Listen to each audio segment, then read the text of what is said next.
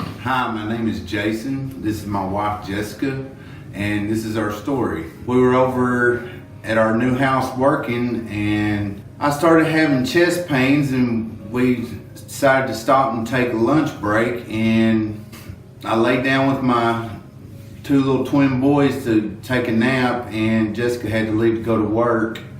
And a few minutes after she left, I started having severe chest pains that caused me to call her and tell her she needs to come take me to the hospital. And she got there, and my chest pains were so severe that she decided to rush me to the hospital. When Jason called me, he's had chest pains for a long time off and on, and we just thought they were maybe gas or something because it always went away.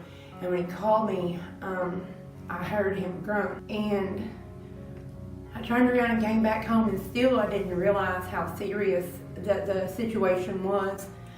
He was sweating profusely, and I loaded him up and carried him down to the hospital, still the whole time not really knowing what was really going on. But I was just praying that God's will would be done and that He would be with us. And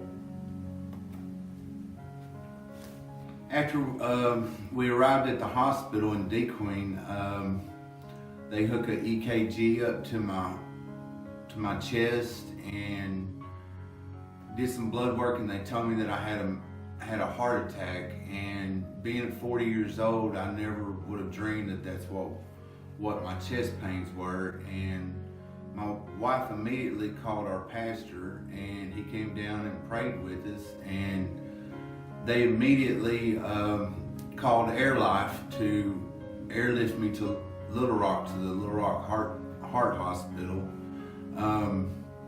It was pretty intense, you know. It really sunk in after the fact that they called AirLife in, and once they got me on the helicopter, reality really set into what was going on at that time. When we arrived in Little Rock, they immediately put me on a table and ran a scope in my main artery up my arm that goes to my heart, and they looked at my heart and said I had a 100% blockage in my LAD, which is what they call a widowmaker heart attack. It's the worst possible heart attack that a person could have. And I really didn't know that much about heart attacks or anything like that, but since this happened, I've been looking up stuff and trying to research it some, and we found out that only 5 to 10% of people who suffer this type of a heart attack survive it. And at the onset of this type of heart attack, you have within a few minutes to at most a few hours.